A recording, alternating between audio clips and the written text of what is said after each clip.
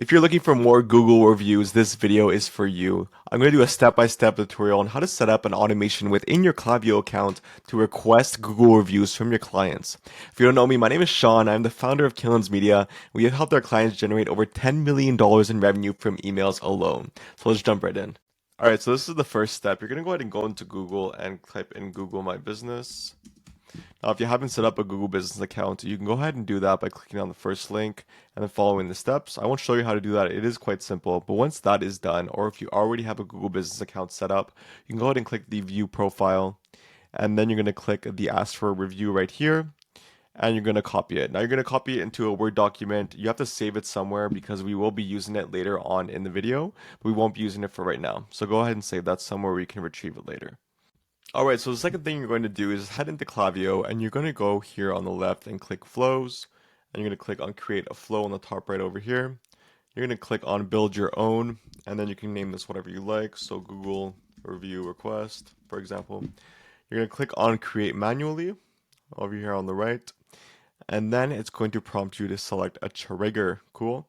So you're going to go ahead and click on your metrics, click on Shopify, and click on fulfilled order. There we are. And you can click save.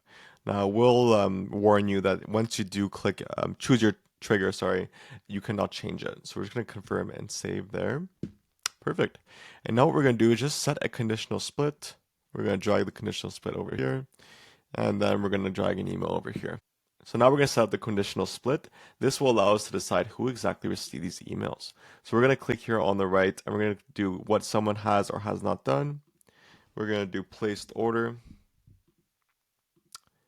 is greater than 2. And then here we're going to do overall time. All right. And then we're going to do also as well, we don't want to send this Google review to someone who has actually left a negative review on your website, who had a bad experience with your company. So what we're going to do as well is we're going to put a filter for that as well. So we're going to do what someone has or has not done, canceled order at least once overall time. And then we're going to do end what someone has or has not done,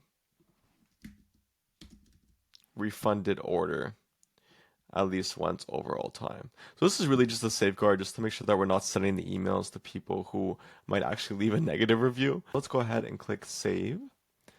And now we're all set. Now we can go ahead and edit our email. So what I'm going to do is I'm actually going to get a template from one of our clients that already exists. I'll be right back. All right, so this is one of the templates for one of our clients. So if you don't know how to set up this template exactly, very quickly, you just take these images, you drag them into here, and then you can upload your images into here. All right. So what you're going to do is you're going to click on the image that has the button, and you're going to go ahead and copy paste the text that we saved at the beginning of this video, this little link. All right. So you can go ahead and copy that into there, and then we can add some alt text. We can say leaving a Google review, and then add some alt text on the top, leave a Google review,